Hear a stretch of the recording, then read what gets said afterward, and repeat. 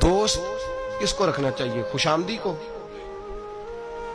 तो हमने कौन से रखे हुए जी?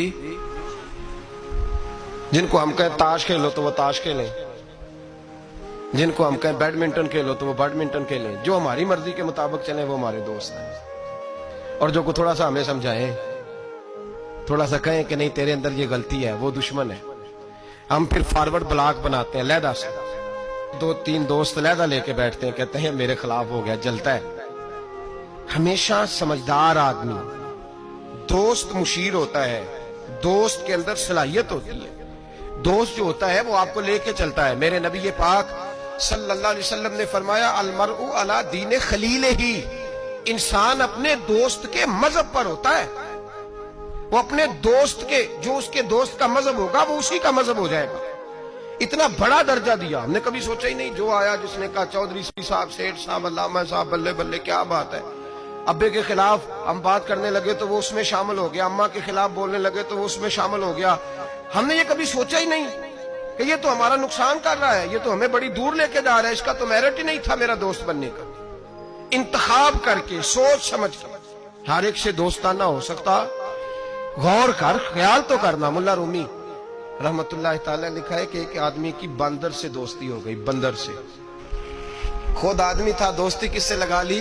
बंदर से जी, बंदर से दोस्ती लगा ली। हुआ ये कि उसकी तफसील बयान की। हजरत रूमी अलैहि रहमा फरमाते हैं कि बंदर को सांप काटने लगा तो इसने उसको बचाया था सांप से, तो बंदर इसका फरमाबरदार हो गया। ये बंदर को कहता दरख्त पे चढ़ जा तो चढ़ जाता, बैठ जा तो बैठ जाता, उठ जा तो उठ जाता। ये लोगों के सामने डिंगे मारता कि देखो बंदर भी मेरा फरमाबरदार है।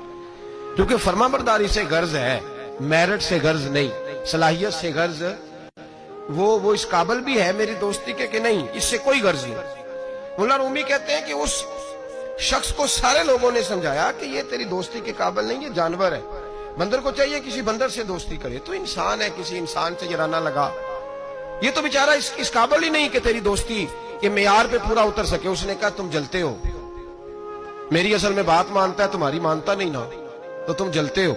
मैंने देखा है बड़ा भाई छोटे को मना कर रहा है, छोटा कर रहा है, तुम्हें क्या पता। अम्मा अब्बा मना कर रहे हो, कहते नहीं आपको क्या खबर।